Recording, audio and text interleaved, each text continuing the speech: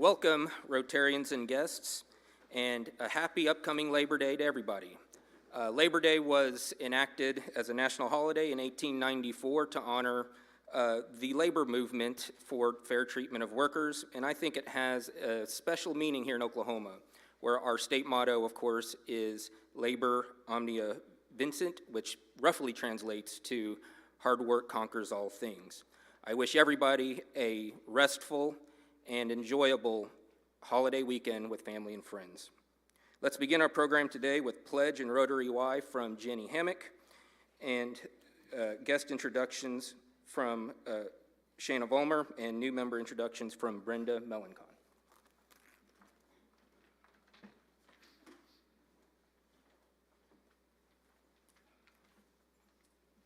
Thank you.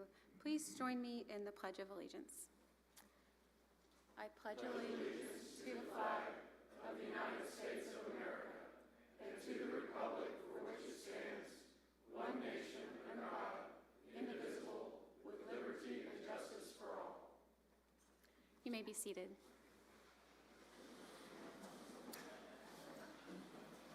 So I was asked to share my Rotary Y today. I'm Jenny Hammock, and before 2018, I did not know anything about Rotary, other than there's a little sign. I live in Coweta, and when you drive in, there's a sign that says Rotary Club on it. But Mike Homan with Terracon invited me. I know him professionally, and came to a few meetings. I really enjoyed the programming, the food, the fellowship. Becky Fields took me to lunch, and I learned more about Rotary and the mission and the purpose, and I just thought this was a great opportunity to join. I was a little slow going at first. I didn't get involved, just came and hung out.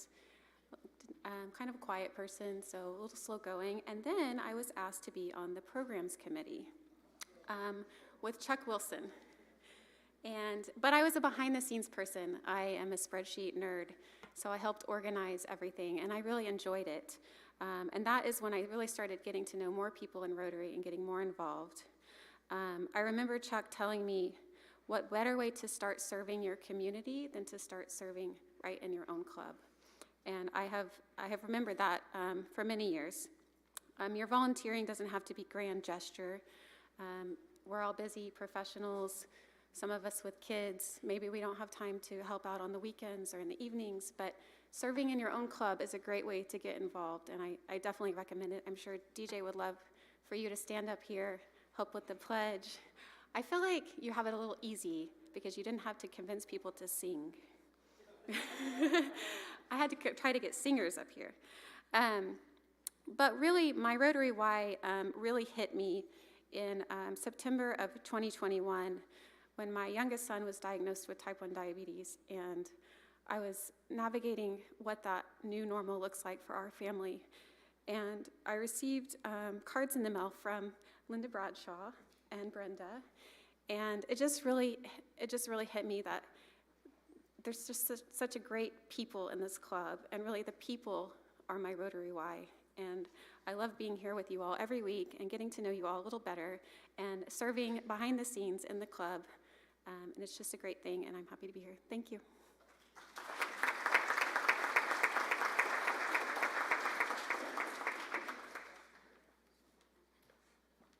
Good afternoon. I'm excited once again to announce our guest today. First and foremost, thank you and your parents. I don't feel like I have too big of a challenge today on some of these names. Just remember, as I announce your name, please stand, the guest as well as the host Rotarian, and let's hold our applause until the end. First, Leslie Emery, and the host Rotarian is Robert Jones. Tim James, host Rotarian Barney James, guest Zoe Hale, and host Rotarian Brian Bouvard. Can we give them a round of applause? Thank you.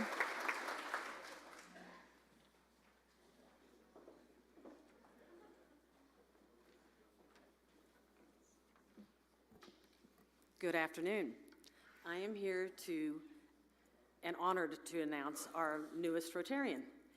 Rob Gardenhire serves as the Vice President of Development for Green Country Habitat for Humanity. He leads the development efforts, including fundraising, event management, and donor relations.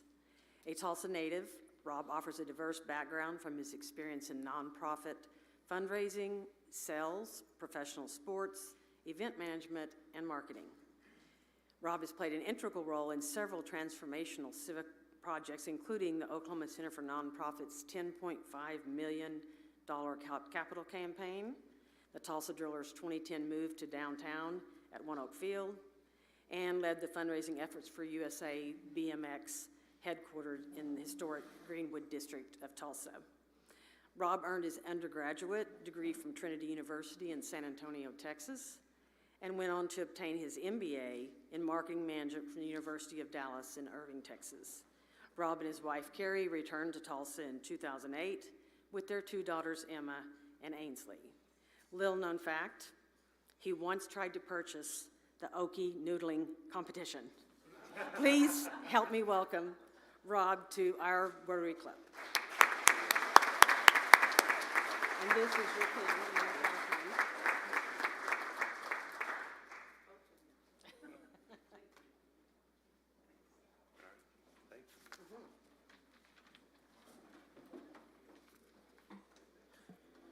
So as we've reached the end of the month of August, Rotary International recognizes the month of August as highlighting membership. Membership also is an initiative of our international president, Stephanie Yurchik, who spoke about it at length at the international conference. I think now is a good time as any to thank Barney and our membership team for all the work that they're doing. And I know that there's a lot more to do. And I think that bringing people into our club like Rob, who I know and who I know a lot of people in this room already know, is just a sign of how we're doing in membership. So thank you, Barney, and your team, and let's keep that in mind going forward.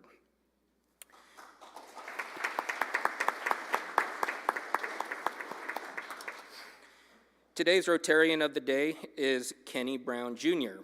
Kenny serves as president of Argent Trust, Oklahoma, where he has worked since 2013, bringing more than 10 years of trust and investment management experience in his role.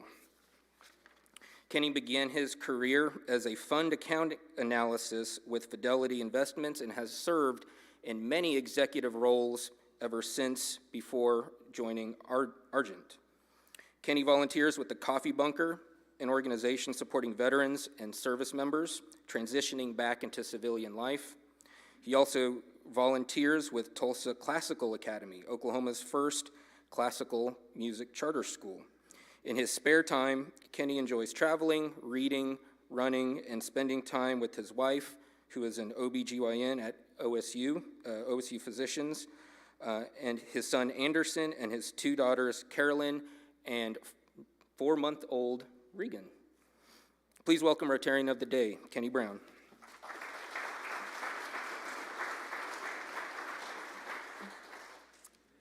Randolph G. Russell's informative and entertaining presentations have been enjoyed by more than 100 Rotary clubs from Orlando to Kansas City to Las Vegas. He is the author of American History in No Time, a quick and easy way for anyone to learn or relearn the basics every citizen should know. The book has received glowing reviews from many academics and others, and there are books in the back to purchase after the presentation. In addition to his expertise in history, Russell is an accomplished musician who has performed in many European countries throughout the United States. In business, he held a number of financial management positions with companies in Florida and Georgia. He holds degrees from the University of Miami and the University of Florida. As a parent with 3 small children who have a love for country, it is my pleasure and I'm excited to hear from Randolph G. Russell.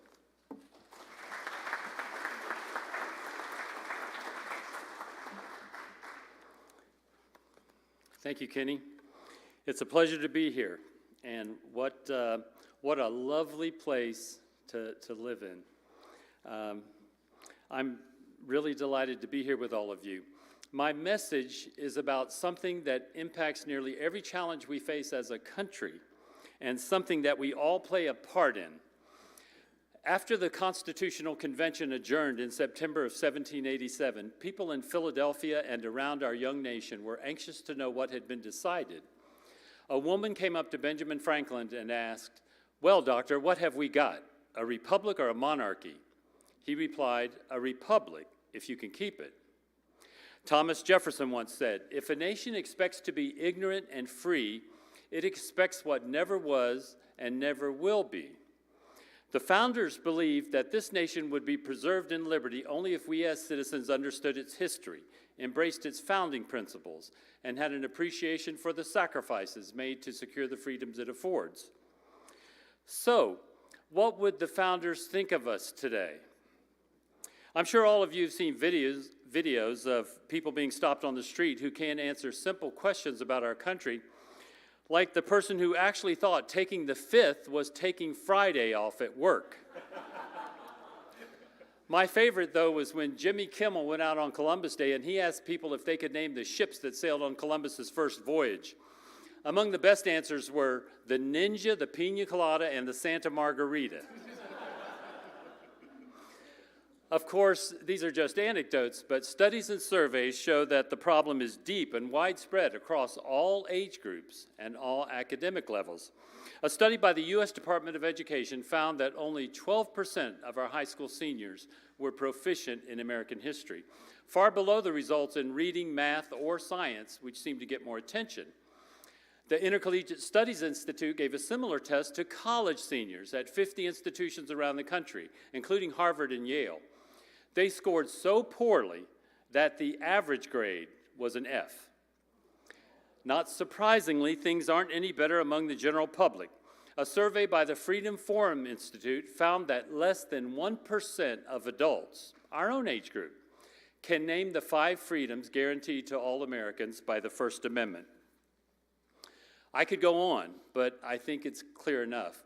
Our connection to our American heritage is fading. All of us would hate to lose our memory, right? And yet that's what's happening to us as a people. We are losing our collective national memory. Clearly, we are not keeping faith with the high standards the founders hoped we would. Now, here are a few reasons why we need to fix this problem as a nation and as individuals and families. First, it's part of our identity as Americans to know certain things about our country. We don't all need to be historians, but there's a general body of information, call it the basics or the essentials, that everyone should learn and never forget. It should be taught and rehearsed in our homes and our schools so that every citizen at least knows the fundamentals, and it becomes a part of who we are individually and collectively. Second, the problem is not just a matter of complacency. There are people who try to fill the void of ignorance with a distorted picture of this country and its founding. Some years ago, I had a conversation with such a person, a prominent tenured professor of American history at a major university in Idaho. He told me I was politically biased because I quoted from the Declaration of Independence and the Constitution, both of which, he said, quote, are irrelevant today. Now for the third reason. If we had a different form of government, maybe being well-informed wouldn't matter so much. But in a society like ours that is supposed to be self-governing, it's absolutely essential. A fundamental principle in the Declaration of Independence is that a government's power should come from the consent of the governed. The main way we show our consent is by electing government officials who share our values and act on our behalf to implement our wishes. We expect public officials to safeguard our liberties and maintain what President Lincoln called a government of, by, and for the people. If they don't, and since we the people are the owners or the boss, we can fire them. As voters, we have the power every 2 years to replace the entire U.S. House of Representatives, all 435 members, and 1/3 of the Senate. That's 88% of the Congress, the predominant and most representative branch of the federal government. It follows then that since we are the sovereigns with the ultimate control over the government, there are certain things we need to know to do our job. But therein lies the problem. According to a national survey, 2/3 of college graduates didn't even know that congressional terms are 2 years in the House and 6 years in the Senate. Responding to those findings, New York Times columnist Frank Bruni wrote, "You can't tell me that the quality of the men and women we send to Washington isn't affected by such profound and widespread ignorance about what they do there and how the system works," end quote. History can and should inform our decisions when we head to the polls. Knowing where we came from helps us evaluate the current direction of the country and measure how well our elected and appointed officials are doing. Patrick Henry said, "I know of no way of judging the future but by the past." Having an understanding of the past makes us better citizens and voters with a more long-term perspective. That alone is reason enough to become well-informed. But there's at least one more thing that should motivate us. The history of America is a fascinating story that can enrich anyone's life and make it more meaningful. It's inspiring to read about people who overcame seemingly insurmountable obstacles. We become wiser as we see that circumstances need not define us or determine our future. Connecting with our national heritage imbues us with a deep sense of gratitude for what our forebears did so we can enjoy a better life. And it encourages us to make our own contributions to the country in whatever way we can. Knowledge about our American heritage doesn't just come with age, and for the most part, it isn't being acquired in schools at any academic level. That should come as no surprise, though, because the way the subject is generally taught is fundamentally flawed. Do you think schools would ever try to teach algebra or calculus to students who didn't first have a working knowledge of basic arithmetic? No, that would never happen. But that's essentially what does happen with American history instruction. From the elementary grades through the college years, schools keep piling on information with little regard for whether students have first grasped the fundamentals. American history textbooks at the middle school level can be 700 pages long. The statistics I cited earlier clearly show that whatever is covered in class, very little is retained, even before graduation. Several years ago, I realized my children didn't know many things I assumed they had learned in school. As I started taking a more active role in teaching them myself, I wondered, what are the fundamentals everyone should know, young and old alike?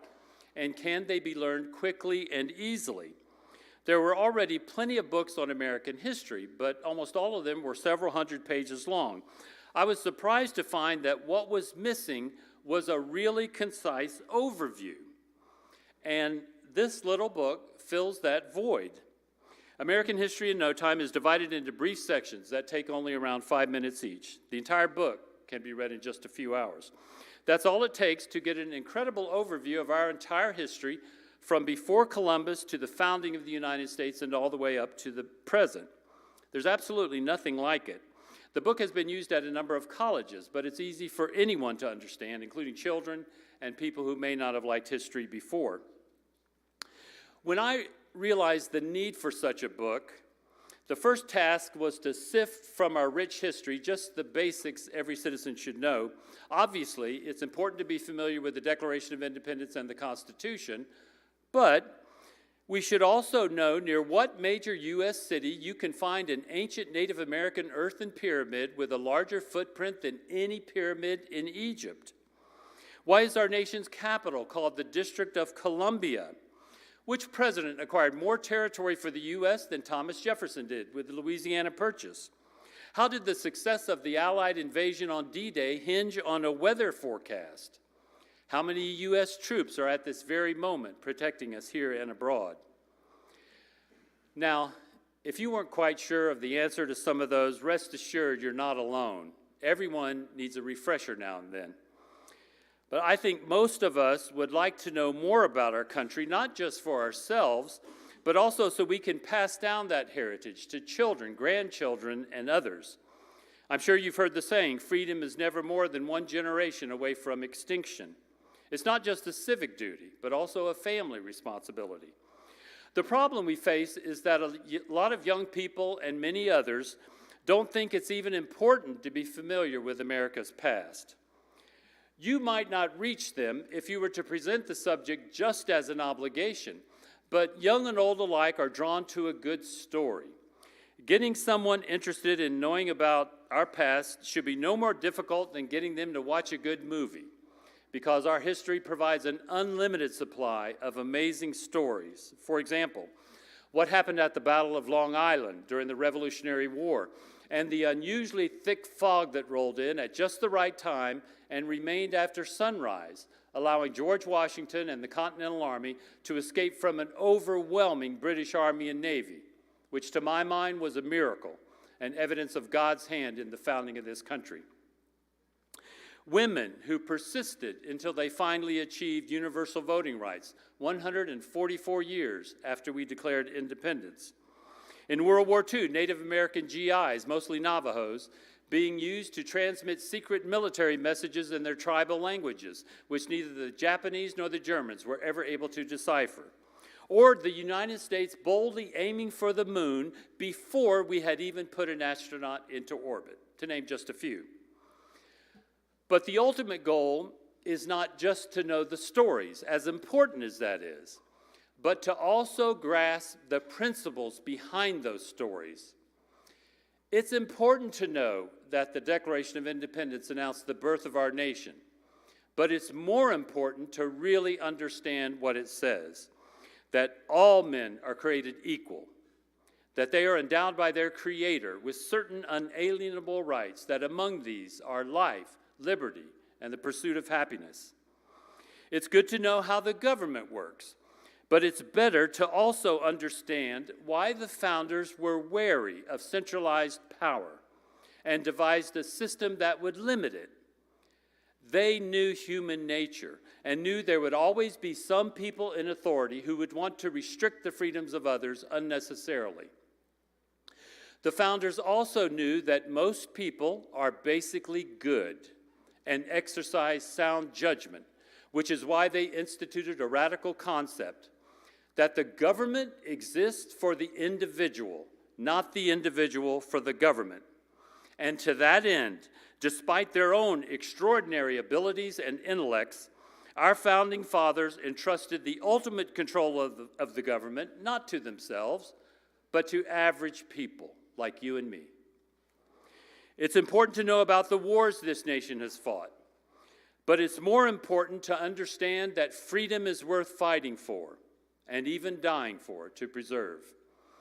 Every citizen should feel a deep sense of gratitude for the men and women currently in uniform and all veterans, especially those whose service cost them their lives, more than 1 million now since the founding.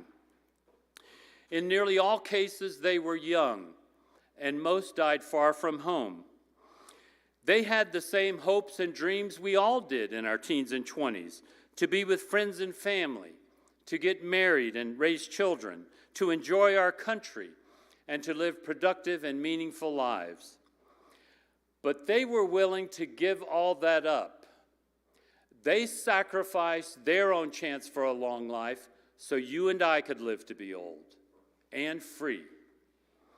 It's not enough to know that in less than 200 years, the United States became the wealthiest and most powerful nation in the world.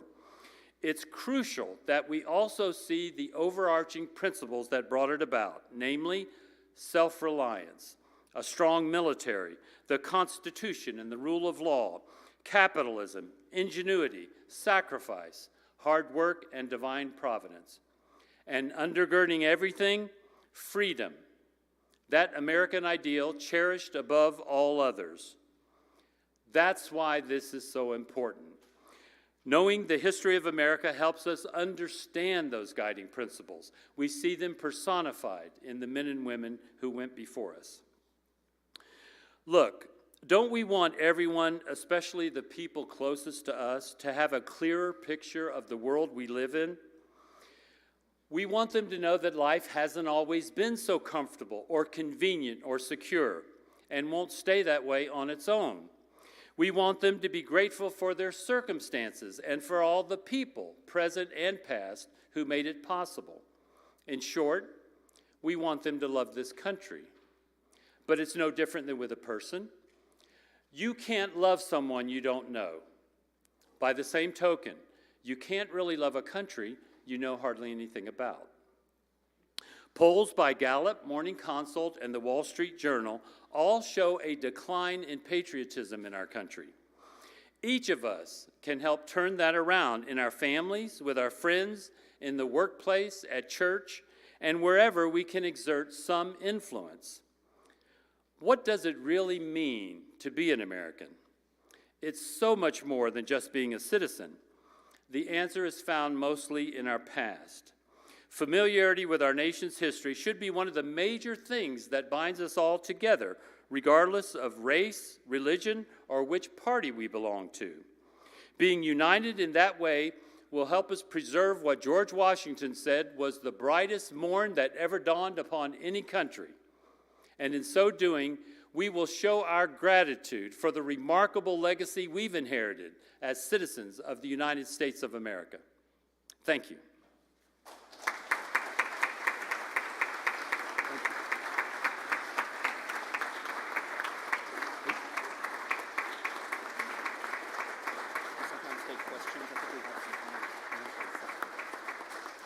Thank you very much. You're very kind.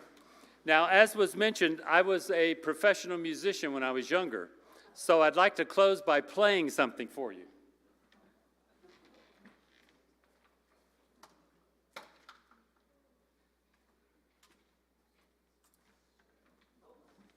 I started doing this after I'd already given a number of speeches, and people seemed to like it, so I've been doing it ever since. But I have to confess, it's probably also a bit of insurance. I figure if the speech doesn't go well, I might be able to redeem myself with the saxophone. I also play the flute, and it would probably make more sense to bring the flute, because all you have to do is put the joints together and go. But with the saxophone, you have to contend with a reed. So let me see if this wants to vibrate today. I warmed up like that to a group in Florida. They all applauded. I was so surprised.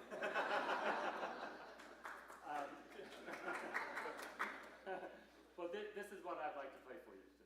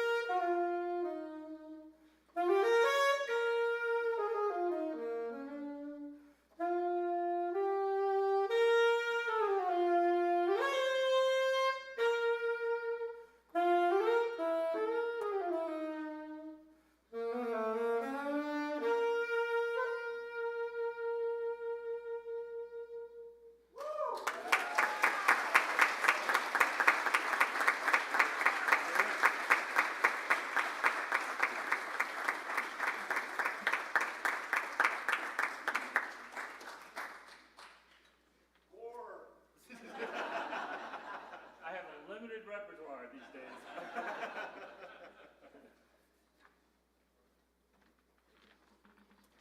Well, thank you. I don't have a whole lot poignant to say after something like that, but I do have a couple of things that came to mind listening to that compelling talk. First, I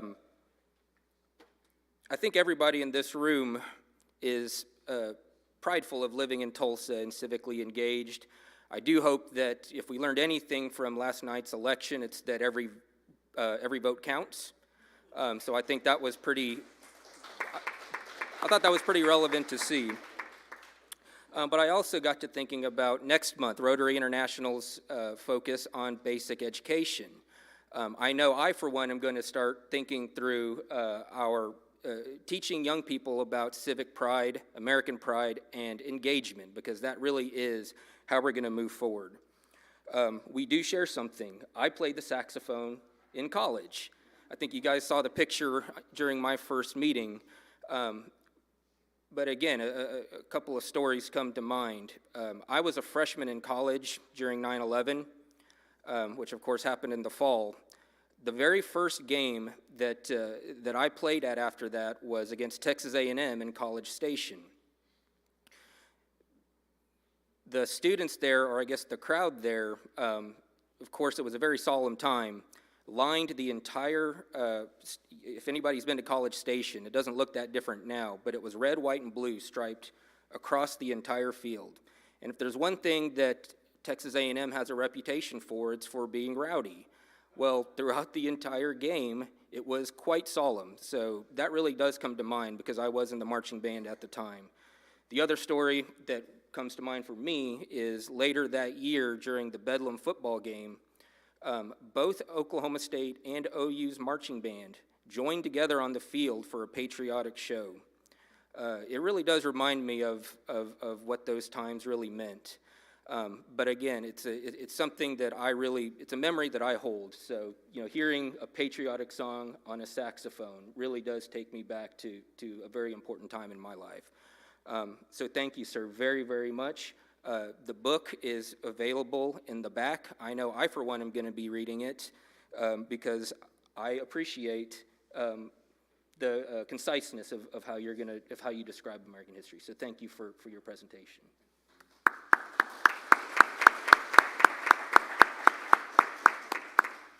A book recognizing today's program will be presented to our partner in education school, Celia Clinton Elementary. This week's book is The Who Was History of the World. And I can't help but notice, but the book looks pretty similar, right? And I'm actually familiar with this book. I think it's something that I would definitely encourage. I know my daughter has it and really enjoys it. Upcoming program, September 4th, Karen Tilkin of CAP and Olivia Martin with Reading Partners will be on a panel to discuss basic education and literacy, moderated by John Croissant. September 11th will be Josh Cantwell, COO of Grand Mental Health. And on September 18th, Corey Taylor will be our presenter. Corey is CEO of Tayburn Music. That is the company or the entity that is working to renovate what they're calling the Dome, the church across the street here with all the colorful banners. I'm really excited to learn about what's going on there because I feel like I've read a little bit about it in the paper, but we're going to hear it straight from his mouth. Corey also is a former football player for TU who actually spent some time in the NFL, so I'm sure he's going to have some fun stories there. Upcoming events, we have two side mic announcements. First is Sheree Gardner, and second is Shanna Balmer.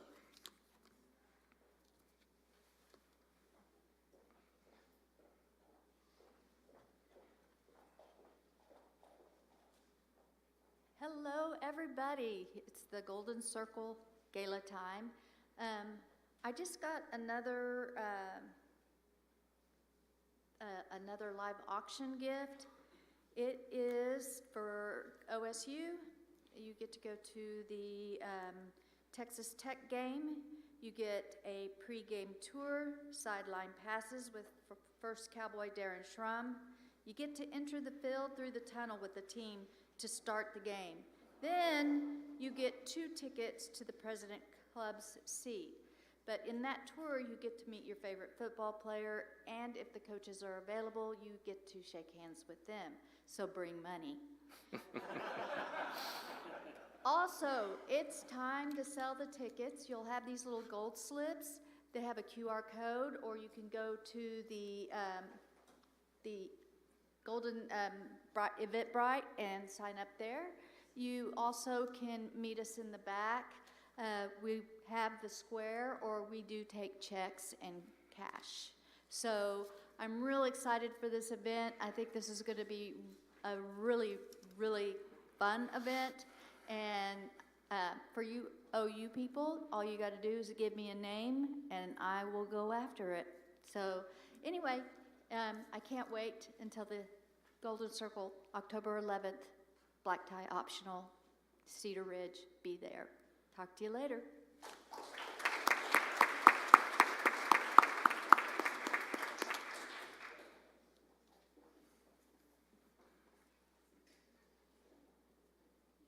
Good afternoon. I wanted just to remind everyone of one of our Day of Caring, September 13th, for the Tulsa Area United Way. Brenda, are you in here? I saw you earlier. Can you remind me of those times, Brenda?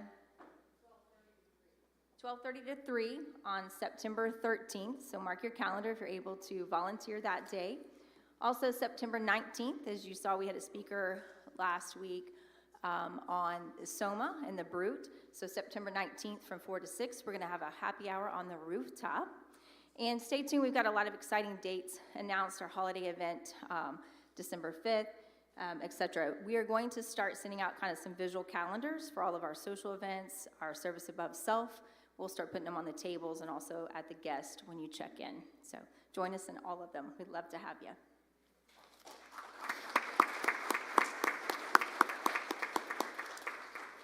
The presidential suite at Boone Pickens Stadium, that speaks directly to me. So like Sheree said, get your ticket, bring money. Yeah, presidential suite, literally Dr. Shrum and Darren. So that's amazing. Thank you, Sheree. You're not going to want to miss that. Now it is Sarge time. The Price is Rotary. Sarge Barker, come on down.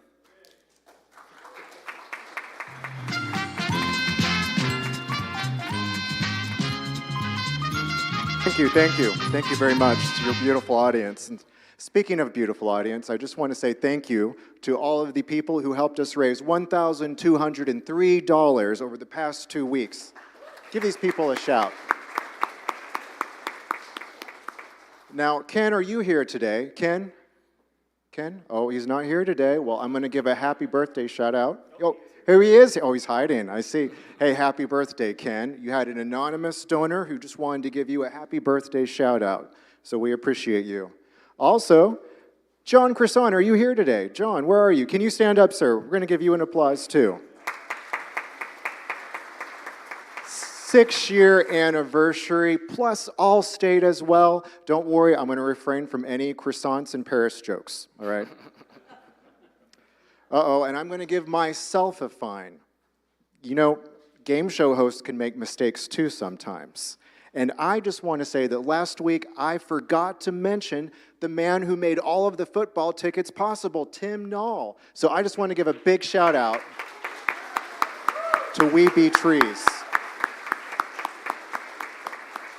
Because we really do appreciate him. And speaking of, I'm sure you've noticed many of the flyers on your table, okay? And that's why I'm proud to announce that we are taking our football ticket auction online. Yes, that's right. No more can you pretend not to see your friend trying to outbid you. So we are going to be taking our auction to the World Wide Web. So what does that mean? Well, that means that anytime, anywhere, wearing anything, even nothing at all, hey, I'm not judging, you can place a bid for football tickets. And the best part is that there's no excuse for missing the auction just because you couldn't make it to Rotary that day. And now we've extended the auction to several days, which hopefully will increase more bids and therefore more donations to the Rotary Club of Tulsa to help us raise more money. Okay, so it's going to be a beautiful thing. Now, you're going to see the pictures of the sheets right there. All you have to do is scan the QR code with your phone. It will take you to 32 auctions. It takes 1 minute to create a bidder profile, and voila, you are ready to bid. Now, just a heads up on the auction that's going on. It is live right now, and there's actually two different games going on. The September 7th OU versus Houston game is valued at $175. Right now on the online auction, it's going for $100. And also, I have to mention the OSU versus Arkansas, 2 tickets, parking day pass, sold out on the OSU website. If you were to go on SeatGeek.com right now, the tickets are going for $695. Now, if you were to look on the auction, it's priced at $150. Okay? So scan that QR code, go to the auction, and place a bid because the auction ends tonight at 7 o'clock. But the good news is that even if you missed out on tickets for today, there is an auction for tomorrow that starts at 9 a.m. and runs till Tuesday. So I hope that you can be very generous with your bids and your donations, and we can make this auction season one to remember. All right. Now, Jenny Hammock, if you can come on down. Now, Jenny, we wanted to, in the interest of time, we wanted to hurry this up to draw earlier so Tina can attest that she was the contestant, lucky contestant drawn for Lucky 7. Now, have you watched Price is Rotary lately? It's been a while. It's been a while. Yes, Price is Rotary. Okay. Have you bought a car recently? No. No. Okay. Well, that's all right. That's all right, because we're going to play the Lucky 7 game. And how this works is we are going, by the way, the winner is going to get a $30 gift card to MK Bistro. Let's give a shout out to Medi. I'm not going to win a car. What's that? If you get really lucky, we'll see. There might be some surprise later. But the Lucky 7 game works like this. I'm going to give you $7. You have $6 to lose, okay? Now, what I want you to do is I want you to give me $1 for every digit that you are off on the price of the car. The car that we will be bidding on is the 2020-25 Ford Escape ST Line Select, okay? So this is the MSRP price. Now, here's all the lovely features of this vehicle. Now, what I want you to do is I want you to tell me the next few digits. For every digit that you are off, you are going to owe me $1. If you have $1 at the end of the game, you win the car. I mean, the gift card. And just to be a good sport, I'm going to give you the first number. It is a 3. Now, I'm going to tell you the digits range between 0 and 9, and they never repeat. So, audience, you can help her, okay? You can help her with the price. So I want you to tell me the next number for the price of that car.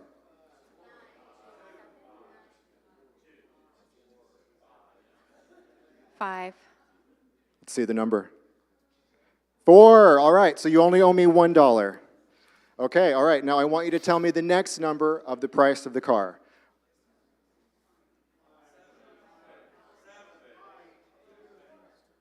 7.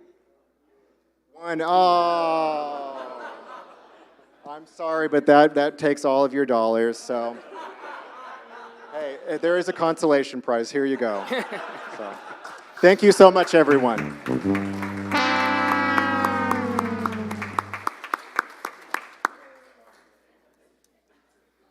Brings to mind, if anybody in this room wants to donate an actual car for the game, I'm guessing Derek would accept it. Thanks this week to our gold sponsors, Weeby Trees, Tim Knoll, Max Electric Supply, Jack McGlumphy, Coldwell Banker Select, Sheree Gardner, OK Ethics, Mary Lytle. This week's silver sponsors, J.D. Young, Doug Stewart, Trust Company of Oklahoma, Michael Hairston, Allen Edwards Incorporated, Chip Edwards. And to this week's bronze sponsors, Interim Healthcare, Terry Heritage, John Croissant, Allstate Agency, John Croissant, Lewis Roofing, Kevin Lewis and Ken Freeman, and Moore Funeral Home, Joe Moore. Now, as many of you might expect, my weekend plans are going to involve some time on a baseball field. I know many of you will probably be spending some time on the golf course. Last week, I featured a quote from Hammering Hank Aaron, and I have another one that came to mind this week. He said, "It took me 17 years to get 3,000 hits in baseball. I did it in one afternoon on the golf course." That is certainly something that Hammer and Hank and I share in common. I retired from golf many years ago. Thank you all for joining our meeting today. Like I said, please have a safe and restful holiday weekend. For those of you traveling, please travel safe. We will see you next week. We are adjourned.